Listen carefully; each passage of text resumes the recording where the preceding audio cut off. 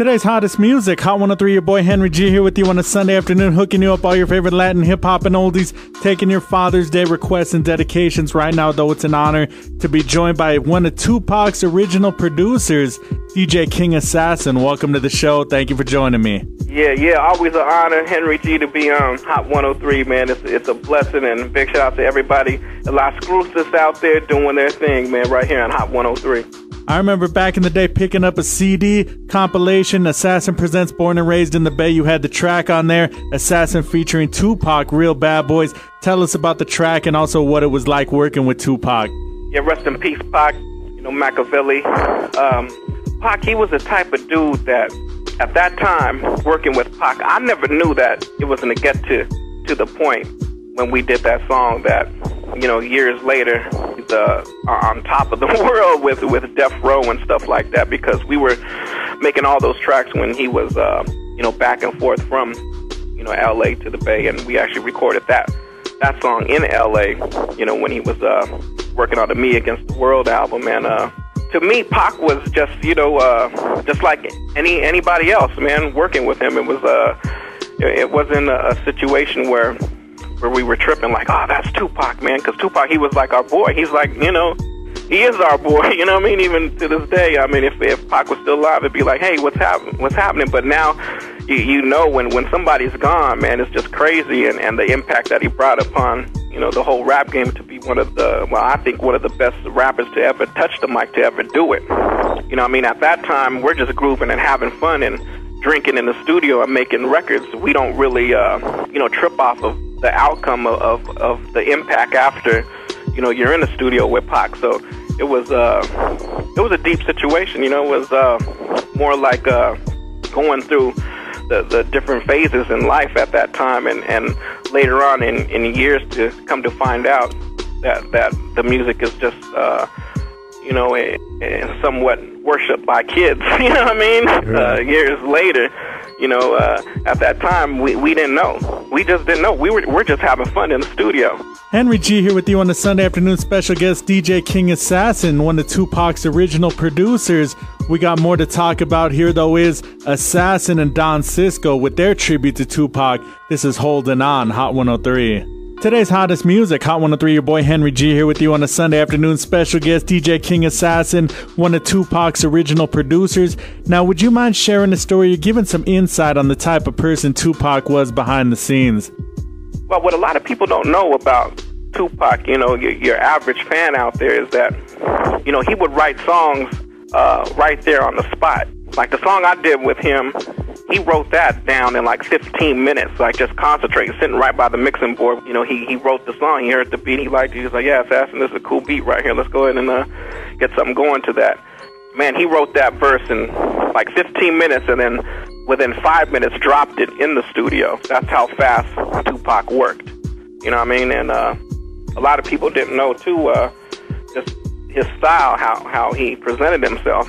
You know, he wasn't your everyday average gangster type of rapper as far as the way he portrayed himself. You know, he didn't dress like a gangster. You know, there was gangsters around him all day dressed in khakis and sagging their pants, but Pac had a style about him where he would wear the lug boots that you actually see that are having people what they wear right now. You know what I mean? Like back then we looked at that like, what is that? That's like, well, he's just wearing, you know, the special type of boots, but those were actually, they weren't even called lugs then. Nobody knew exactly. Pac was always ahead of his time with even how he dressed. He always had a certain style. A lot of people don't know Tupac would have his nails done. People would be like, what? His nails were like glossy, you know what I mean? So he would get his nails done. You know, a lot of people don't know that. Like, you know, this is right when he got out of Poetic Justice, you know, doing Poetic Justice and stuff like that.